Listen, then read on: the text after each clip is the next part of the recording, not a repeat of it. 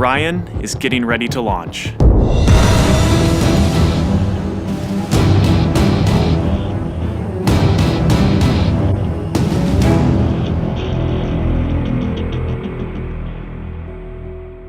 My name is Kelly Smith, and I work on navigation and guidance for Orion. Orion is NASA's next-generation spacecraft. Built with versatility in mind, it can take astronauts deeper into space than we've ever gone before, to an asteroid or even onto Mars. For these missions, Orion has to be one tough spacecraft, withstanding high speeds, searing temperatures, and extreme radiation. Before we can send astronauts into space on Orion, we have to test all of its systems. And there's only one way to know if we got it right: fly it in space. For Orion's first flight, no astronauts will be aboard. The spacecraft is loaded with sensors to record and measure all aspects of the flight in every detail. It all begins with launch aboard a Delta IV Heavy rocket.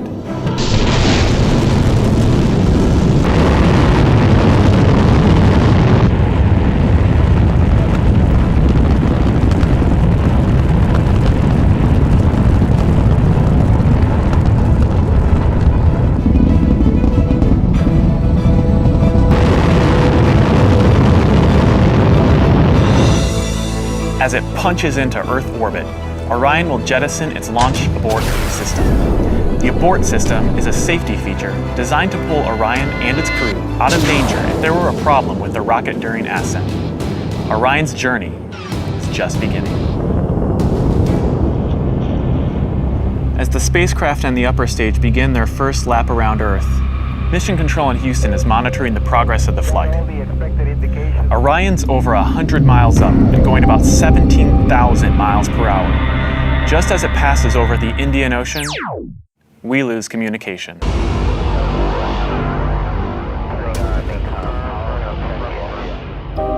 This is expected. The communications link we have through satellites to Orion is momentarily lost, but Orion continues to receive and process data. Its computers can handle 480 million instructions per second. Imagine you are traveling with Orion as the flight test continues. One orbit completed. Time to go. The upper stage of the rocket fires again. Like the setup for a roller coaster ride, this is the big climb we've been waiting for. We are headed 3,600 miles above Earth. 15 times higher from the planet than the International Space Station. As we get further away from Earth, we'll pass through the Van Allen belts, an area of dangerous radiation.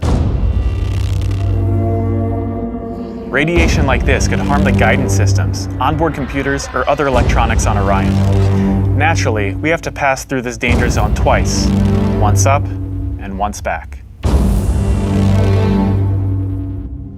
But Orion has protection.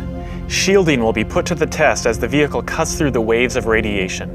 Sensors aboard will record radiation levels for scientists to study. We must solve these challenges before we send people through this region of space. For this flight, it's time to head home. The upper stage of the rocket triggers separation.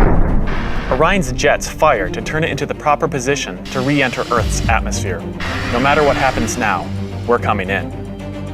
75 miles above Earth, the spacecraft enters the atmosphere. Things happen quickly. We're now traveling more than 20,000 miles per hour.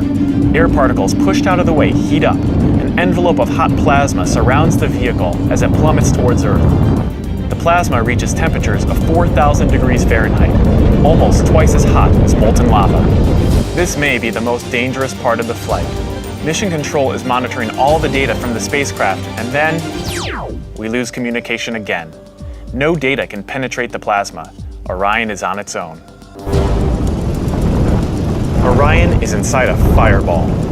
Onboard systems ignite jets to keep the ship pointed correctly, so the specially constructed heat shield takes the full brunt of the inferno. This is the largest heat shield of its kind ever made. Orion's computers command the spacecraft to bank like an airplane, keeping a precise path to the landing site. Even though we've slowed from 20,000 miles per hour to about 300 miles per hour, we're still traveling amazingly fast. We must slow down to safely land in the ocean. Luckily, we have parachutes. Specially designed for Orion, the parachutes help us hit the brakes, but not too quickly. One day people will be aboard, so deceleration must happen in stages to keep things comfortable for the crew. The forward bay cover jettisons.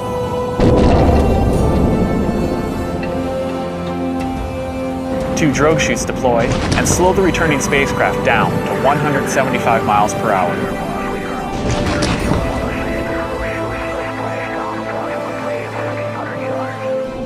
Then, the three main parachutes open.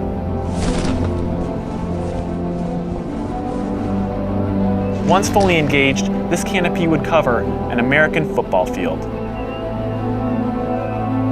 It takes parachutes this size and strength to slow our descent to 20 miles per hour, and then splashdown. For this first flight, we won't have astronauts inside, but we still have some very precious cargo. The flight data from this mission is stored inside the Orion spacecraft. While our flight might be over, there is still a lot of work to do. Onboard sensors recorded every detail, from launch to flying in space, to re-entry to landing.